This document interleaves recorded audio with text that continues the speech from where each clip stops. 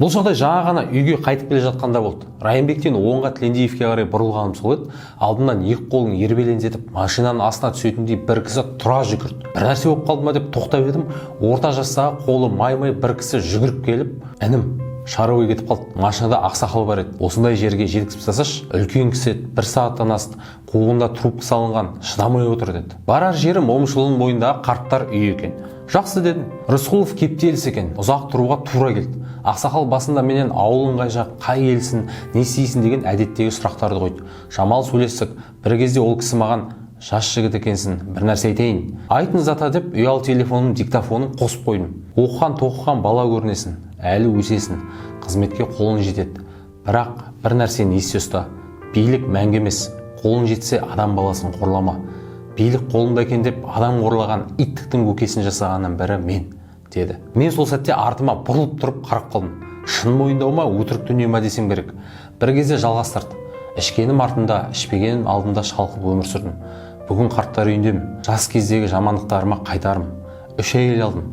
Бірінші әйелім билікке қол жетпеген кезде үйленген. Өмірдің шыжығын бірге өрген жақсы жан еді.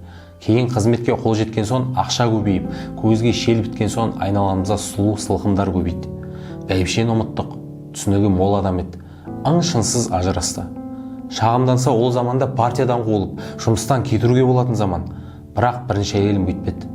Оған өкінген менде жоқ. Үй бар, шопыр бар, көлік тұр, сұлу сылқымдар айналада. Содан кейін тағы әйел алдым. Екінші әйелім беті қызылдың бірі болды. Мен емес көкей ақша екен. Сондықтан егер үйленбесен айтарым, әдегеннен дүние сұраған беті жылтырдан бес. Өмірдің шыжығын бірге өруге дайын, әр нәрсені түсінетін, көңіліне қарайтын, шын жаны ашитын адам ғана теңін. Сұлулығын бұлданып, сырында, шынында айтпайтындар қолыңнан билік пен ақша кеткенше ғана. Бәйбішемнен 2 ұлды болдық. Қарап отырсам бақыт деген сол бала-шағаның дүниеге келгені. Пәтерден пәтерге көшіп жүріп үйлі болғаның. Қызметтен қызметке өскендегі у-шуы мол қуаныш. Ал екінші әйелім ақша, дүние, киім барда жайдарлы. Шоқ болса бар жақсылығында 3-ақ минутта жамандыққа айналдыра салып қарап отыратын. Еркеліктеп мән бермеппін. О патшағардан бар көргенім төсек қатынасы. Басқа бақыт көрмеппін. Кейін билік тайған күні күліп тұрып, күл болмасаң бүл бол деп есікті жауып кете берді. Бәйбішеме қайта бардым. Өсіп қалған балаларым онша қабылдамады. Бәйбішем қабылдап, кейін қызметке қайта қол жеткіздім. Қызмет өскен соң қайта баяғы өмір. Жанұямды тағы тастап, қайта бір сылқымға үйлендім. Тағы жанұялық бақыт емес төсек қатынасын таңдадым. Оқиға тағы қайталанды. Екеуінен де бала-шағалы болмадым. Кейін тақта, бақта кеткен соң әр нәрсенің басын шалып жүріп, ақыры жеткен жерім қарттар үйі болды. Әйтеуір өлмегеннің күні қызметте жүргенде ініме үй алып беріп, жұмысқа тұрғызып сүйреп едім. Қазір келіп анда-санда алып кететін де сол. Кезіндегі жалғыз жақсылығым сол. Бүгін қайтарып жатқанда сол. Бүгін үйінен қайтып едім, жолда көлігі бұзылып, кезінде қызметтеміз деп қарапайым адамдармен де сөйлесуден қалыппыз. Қазірде қария болып, салихалы әңгіме айтып, шежіре тарқатып, әңгімені айтып, бір қарттың өмірін сүру жоқ. Газет оқимын, телевизор көрем, саясат соғам. Анау ана жерге келіпті, мынау мында кетіпті, іштей мынауда бір итау деп пасық болжам жасаймын. Бірақ ол кімге керек? Өткенде министрліктен адамдар келді.